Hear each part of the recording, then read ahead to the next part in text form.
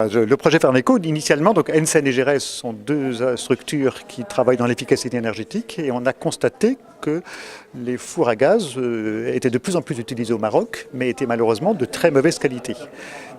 Très consommateurs d'énergie notamment. Ce qui n'est bon pour personne, c'est pas bon pour le consommateur puisqu'il dépense beaucoup d'argent, c'est pas bon pour le Maroc puisque le Maroc importe l'essentiel de son gaz et c'est pas bon pour le climat parce que qui dit gaz brûlé dit production de CO2 et donc réchauffement climatique.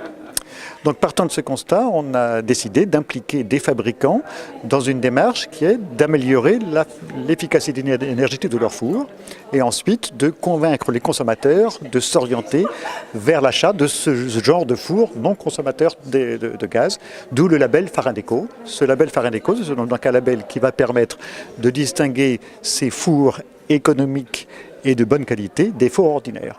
Donc, en achetant un four labellisé Faraneco, le consommateur va non seulement économiser de l'argent puisqu'il va consommer 30 à 50% de gaz en moins, il va acquérir un four de meilleure qualité, plus sûr, moins nocif. Et il va être aussi acteur de la lutte contre le réchauffement climatique puisque en achetant ce genre de four, il va participer à la diminution des émissions de CO2 au Maroc. Pour nous, en tant que Marocains, tout le gaz qu'on utilise au Maroc pratiquement est un gaz qui est importé.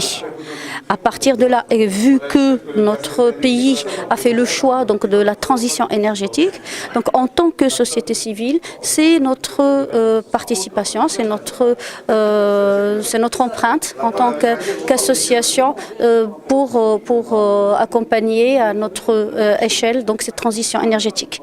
Et donc le projet Faraneco est né parce que c'est un secteur qui est complètement informel, de un.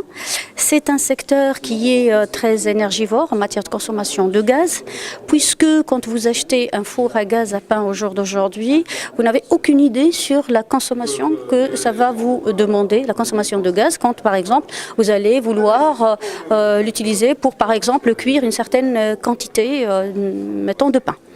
Donc voilà, le projet Faraneco veut, à travers la présentation de ce label, proposer un Faran qui est, par le mot éco, il y a derrière le mot écologique et il y a également le mot économique.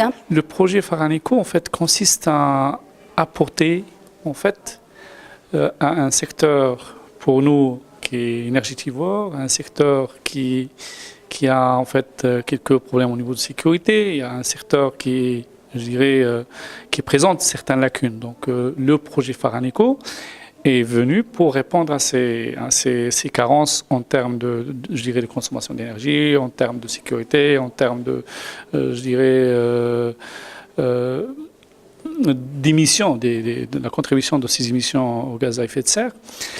Donc nous sommes partis d'un constat qui a été fait en fait déjà il y a quelques années sur le fait que ce secteur peut vraiment être un axe de travail pour les deux associations GRS et Ensen et qui, initiera pour nous un travail de grande haleine pour tous les institutions concernées par cette question.